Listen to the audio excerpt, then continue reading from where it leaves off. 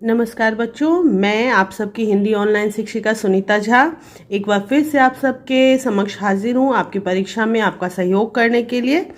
मुझे याद है कि आपकी बोर्ड परीक्षाएं होने वाली हैं और मैं इसलिए आपकी सहायता हेतु औपचारिक पत्रों का ये प्रारूप लेकर आई हूँ। आपको ज़रूर इससे सहायता मिलेगी। इससे पहले मैंने पत्रों के वीडियो बनाए हुए हैं जिसमें औपचारिक और अनौपचारिक पत्र दोनों बताए हैं। उस वीडियो के लिंक भी मैं इस वीडियो के डिस्क्रिप्शन बॉक्स में डाल दूंगी, आप लोग देख लीजिएगा। उसमें बहुत सारे उदाहरण दिए हुए हैं जो आपकी सहायता करेंगे। बच्चों, आप लोगों को मेरी आवाज़ थोड़ी सी अलग लग रही होगी। एक्चुअली मुझे बहुत ज़्यादा सर्दी हो गई है और मेरी तबीयत भी ठीक नहीं, इसलिए ये वीडियो भी मैं देर से बना रही हूँ। उसके अलावा भी इस वीडियो के साथ साथ बहुत कुछ प्रॉब्लम हुई हैं।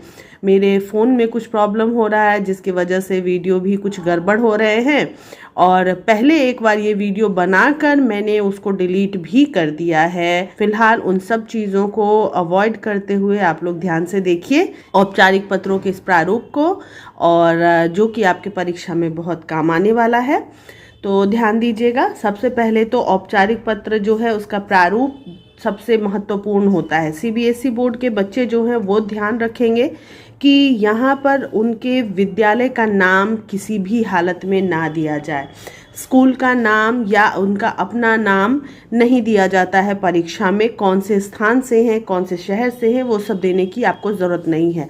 आप बस लिख सकते हैं बस कॉलोनी, बस नगर, क ख ग स्थान, प फ ब स्थान, कुछ इस तरह से ही आप अपना नाम और परिचय देंगे। तो दो लाइनों में आप अपना पता लिखेंगे, एक लाइन छोड़कर दिनांक लिखेंगे, फिर एक लाइन छोड़ेंगे, यानी दिनांक के ऊपर और नीचे की लाइन खाली रहनी चाहिए। ध्यान दीजिएगा कैसे लिखा गया है दिनांक 7 जनवरी 2023। अब चूंकि आपकी परीक्षा मार्च में है तो आप लोग लिखेंगे 7 मार्च 2023। ध्यान रखेंगे वर्तनी अशुद्ध ना हो, इसलिए मैंने यहाँ मार्च लिख भी दिया है। उसके बाद जो खाली लाइन है उसके बाद लिखना शुरू करेंगे सेवा में और एक कॉमा देंगे। कॉमा का भी ध्यान विशेष रूप से रखें। प्रधानाचार्य महोदय या सचिव महोदय या अध्यक्ष महोदय या संपादक महोदय जो भी है वो लिखेंगे, फिर एक कॉमा देंगे। अबस विद्यालय। अब ये अबस विद्यालय तब तक है जब तक कि आपके प्रश्न में नहीं लिखा हुआ है कि फलाने विद्यालय के प्रधानाचार्य को एक पत्र लिखें। अगर प्रश्न में विद्यालय का नाम दिया हुआ है तो आप यहाँ नाम देंगे, अगर नाम नहीं दिया हुआ है तो अबस विद्यालय क ख ग स्थान, कोई भी स्थान नाम नहीं आपको देना है। ठीक है, इतना लिखना होगा। यानी कि प्रधानाचार्य जो एक जातिवाचक संज्ञा है उसके बारे में बताना है कि कहाँ के प्रधानाचार्य है, किस स्कूल के, और वो स्कूल कौन से जगह का है। यानी कि एक ही नाम कई जगह होते हैं लेकिन आपको उसको जातिवाचक को व्यक्तिवाचक में बदलना है, यानी कि उसकी विशेषता बता देनी है कि कौन से विद्यालय के लिए ये पत्र लिखा जा रहा है। उसके बाद एक लाइन छोड़कर विषय लिखेंगे। विषय के भी ऊपर नीचे की लाइन खाली होगी। ठीक है, विषय ध्यान से देखेंगे, ध्यान से लिखेंगे, यानी जिस चीज़ का आग्रह करना है बस उतना ही विषय लिखना है। विषय में मैं अक्सर देखती हूँ कि आप लोग क्या करते हैं, प्रश्न में जितना भी लिखा होता है जैसे माँ की बीमारी की वजह से अवकाश के लिए या भाई की शादी की वजह से अवकाश के लिए या जो भी है, तो उतना लिखने की ज़रूरत नहीं है। बस आपको छुट्टी चाहिए तो आपको लिखना है अवकाश हेतु, या फिर 3 दिनों के अवकाश हेतु, 5 दिनों के अवकाश हेतु, 2 दिनों के अवकाश हेतु, बस इतना लिखना है, उससे ज़्यादा नहीं लिखना। कारण वगैरह नहीं लिखेंगे, सिर्फ आग्रह लिखना है। अब मान लीजिए कि आपको प्रश्न में दिया गया है कि आपके कॉलोनी में गंदा पानी आ रहा है, उसके शुद्धिकरण और अच्छे पानी की व्यवस्था करने की आग्रह करते हुए नगर निगम को पत्र लिखे। तो आप इतना नहीं लिखेंगे कि गंदे पानी आने के कारण अच्छा पानी लाने के आग्रह हेतु। सिर्फ आपको लिखना है पेयजल की आवश्यकता हेतु या पेयजल की पूर्ति हेतु, बस उससे ज़्यादा नहीं लिखना है। ठीक है, सिर्फ आग्रह को लिखना है। उसके बाद पूर्ण विराम दे देना है। फिर खाली जगह, खाली लाइन, फिर महोदय। महोदय के बाद एक कॉमा देंगे और उसके बाद की लाइन को आप खाली नहीं छोड़ेंगे। महोदय के जस्ट बाद वाली लाइन में पत्र लिखना शुरू करेंगे। पहला जो पैराग्राफ होगा औपचारिक पत्र है, चूंकि इसलिए सविनय निवेदन, नम्र निवेदन आदि से शुरू करेंगे। औपचारिक पत्र है, आग्रह कर रहे हैं आप इसलिए। और पहले अनुच्छेद में ही, पहले पैराग्राफ में ही आप अपना जो भी विषय है वो विषय लिखेंगे, कारण लिखेंगे इस पत्र को लिखने का। फिर इसकी आपका जो आग्रह है वो भी आप इसी पत्र में लिखेंगे। ठीक है, सिर्फ 4-5 लाइनों में कंप्लीट कर देना है, उससे ज़्यादा नहीं जाना है। फिर उसके बाद पैराग्राफ चेंज करेंगे, पूर्ण विराम, पैराग्राफ चेंज। और पैराग्राफ चेंज जो होगा यानी दूसरा अनुच्छेद में सिर्फ आप आभार व्यक्त करेंगे, यानी कि आप कहेंगे कि अतः आपसे निवेदन है कि उपरोक्त बातों को ध्यान में रखते हुए जल्द से जल्द इन परेशानियों को दूर करने की कोशिश करें, जिसके लिए हम आपके सदा आभारी रहेंगे। या अवकाश हेतु है, अतः उपरोक्त कारण से आपसे निवेदन है कि आप मुझे अवकाश देने की कृपा करें, इसके लिए मैं आपका हमेशा आभारी रहूँगा, धन्यवाद। नेक्स्ट लाइन में पैराग्राफ के बाद धन्यवाद लिखने के बाद पूर्ण विराम देंगे। ठीक है, ये लाइन खाली छोड़ी गई है, उसके बाद धन्यवाद लिखा हुआ है। आप ना भी छोड़े तो कोई गड़बड़ नहीं है।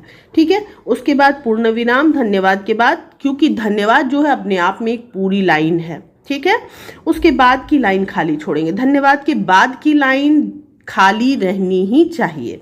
उसके बाद अब चूंकि ये आपके प्रिंसिपल हैं या आपके लाइब्रेरियन हैं या आप किसी ऐसे व्यक्ति से को ये पत्र लिख रहे हैं जिससे आपका डायरेक्ट कनेक्शन है, डायरेक्ट संबंध है, उनसे मिलना है, तो उनके लिए आप आज्ञाकारी छात्र या आज्ञाकारी शिष्य जैसे शब्दों का प्रयोग करेंगे। ठीक है, लेकिन अब जैसे किसी ऑफिस में भेज रहे हैं, जल विभाग में, नगर निगम में, बिजली विभाग में, तो उनसे आपका डायरेक्ट कनेक्शन नहीं है, तो वहां पर आप आज्ञाकारी ना लिखकर लिखेंगे भवदीय। भवदीय का मतलब होता है आपका, इसीलिए आपका भवदीय लिखने की जरूरत नहीं है, सिर्फ भवदीय।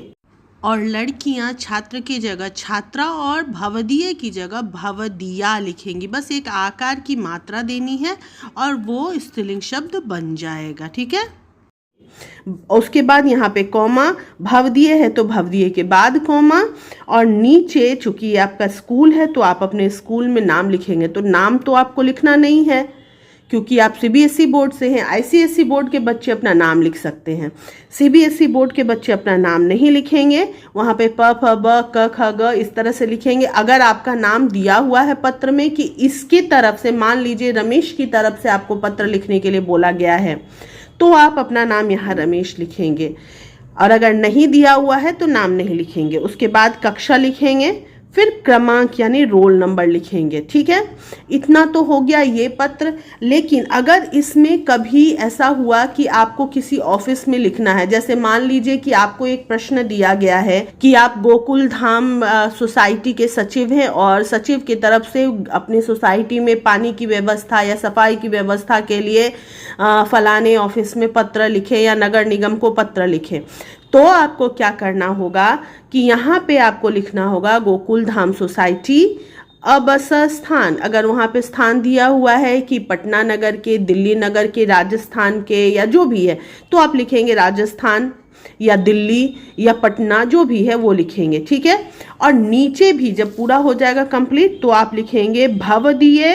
अब आपका वहाँ नाम दिया हुआ है कि गोकुल धाम सोसाइटी के सचिव भुवन की ओर से पत्र लिखे, तो आप यहाँ लिखेंगे भवदीय भुवन। ठीक है, और यहाँ पे पूर्ण विराम देके खत्म करेंगे। इन चीज़ों का पूरा ध्यान रखेंगे। अगर नाम दिया हुआ है, पहचान दी हुई है तो लिखेंगे, अगर नाम और पहचान नहीं दी हुई है तो नहीं लिखेंगे। यहाँ एड्रेस लिखने की ज़रूरत नहीं है चूँकि आपने एड्रेस ऊपर पत्र के शुरुआत में ही लिख दिया है। ठीक है बच्चों, मेरे ख्याल से आपको फॉर्मेट अच्छे से समझ में आ गया होगा। मैं कुछ उदाहरण सिर्फ अब आप लोगों को दिखा दे रही हूँ ये उदाहरण आप लोग ध्यान से देखिए, लेकिन इनके फॉर्मेट की वजह से कंफ्यूज मत होइएगा। फॉर्मेट चाहे जैसा भी दिया हुआ है, मेरे बताए हुए फॉर्मेट के अनुसार ही आप पत्र लिखिएगा। बस आपको मैं कुछ एग्जाम्पल दिखा रही हूँ कि कंटेंट कैसा होना चाहिए। अब अभी जो मैंने पत्र का तरीका बताया वो सारे औपचारिक पत्रों के लिए मान्य है, सिवाय संपादक के पास लिखे गए पत्र में। संपादक के पास जब हम पत्र लिखेंगे तो फॉर्मेट तो सेम रहेगा, एड्रेस, सेवा में एड्रेस, उसके बाद दिनांक, दिनांक के बाद सेवा में विषय, सब कुछ वैसे ही रहेगा, कोई दिक्कत नहीं है उसमें। इसमें भी comma comma comma comma full पूर्ण विराम, उसके बाद यहाँ पे पूर्ण विराम, यहाँ कोमा, सब कुछ सामान्य रहेगा। ये एड्रेस जो है ये यहाँ की जगह यहाँ लिख दिया जाएगा। लेकिन संपादक के पास जब हम पत्र लिखते हैं तो जैसे अभी मैंने आपको 2 पैराग्राफ बताया, और 2 पैराग्राफ में, पहले पैराग्राफ में मैंने आपको पूरा विषय, पूरा कारण, पूरा परिणाम आदि लिखने के लिए कहा, और दूसरे पैराग्राफ में सिर्फ आग्रह कहा लिखने के लिए। लेकिन जब संपादक के पास पत्र लिखते हैं, किसी समाचार पत्र के संपादक के पास, तो उसमें अंतर क्या होता है कि पहले पैराग्राफ में सिर्फ होता है आग्रह, यानी कि मैं डैश, नम्र निवेदन है कि मैं डैश इस नगर का निवासी हूँ, और आपके लोकप्रिय समाचार पत्र के माध्यम से पर्यावरण के विषय में या खाद्य सामग्री में होने वाले मिलावट के तरफ, या फिर अस्पतालों में लापरवाही के तरफ सरकार का ध्यान, जनता का ध्यान या मंत्री महोदय का ध्यान आकर्षित करना चाहता हूँ। ये चीज जो है सिर्फ पहले पैराग्राफ में लिखा जाएगा। जैसे इसमें लिखा हुआ है कि हमारे विद्यालय में आज दिनांक इतना को वृक्षारोपण समारोह संपन्न हुआ, जिसका संक्षिप्त विवरण मैं आपको प्रेषित कर रहा हूँ। आशा है आप इसे कल प्रकाशित होने वाले दैनिक समाचार पत्र में छाप कर हमें कृतार्थ करेंगे। तो यहाँ पे आग्रह पहले दे दिया गया है, और फिर डिटेल यहाँ पूरा सेकंड पैराग्राफ में दिया गया है। पैराग्राफ यहाँ भी 2 ही होगा, लेकिन फर्स्ट पैराग्राफ सिर्फ रिक्वेस्ट और सेकंड पैराग्राफ में पूरा डिटेल, ये ध्यान रखेंगे। सिर्फ ये संपादक के पास पत्र में ये अंतर होता है, बाकी सब एक जैसे होते हैं। उसके बाद भवदीय और नाम, बस नाम के बाद पूर्ण विराम, एड्रेस यहाँ नहीं होगा, एड्रेस ऊपर होगा। ये एक उदाहरण मैंने आपको बताया, और उदाहरण मैं आपको दिखा रही हूँ, लेकिन फॉर्मेट बस वही रहेंगे, ध्यान रखिएगा। 2 ही पैराग्राफ भी होगा।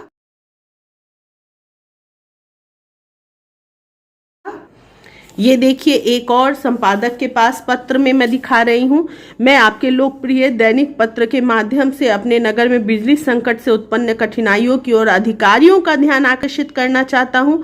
ये फर्स्ट पैराग्राफ में, और सेकंड पैराग्राफ में पूरा, बस यहाँ पे पैराग्राफ चेंज नहीं होगा, 2 ही पैराग्राफ में पूरा लिखेंगे।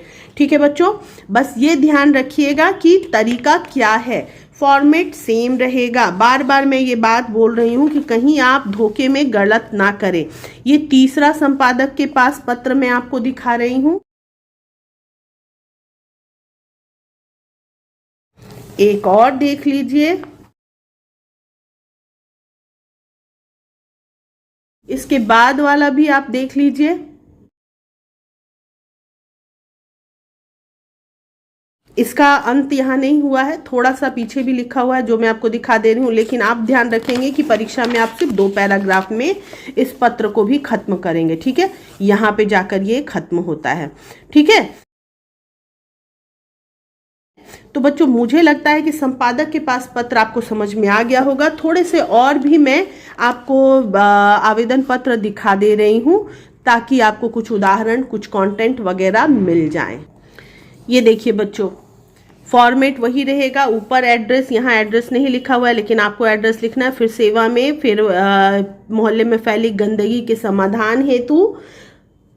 उसके बाद पत्र शुरू हुआ, जैसा कि मैंने आपको बताया है कि 2 ही पैराग्राफ में होगा, तो यहाँ पे पैराग्राफ चेंज नहीं होगा, ये वाला सिर्फ रहेगा, चेंज होगा।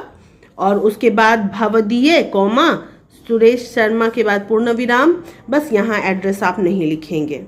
ठीक है,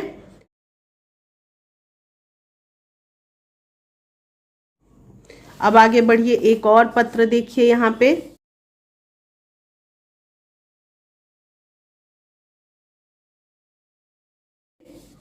जल भराव की समस्या के समाधान हेतु एक और पत्र,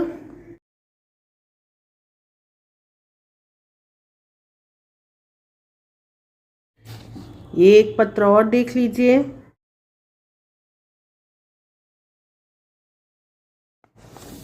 ये प्रधानाचार्य के पास पत्र मैं आपको दिखा रही हूँ।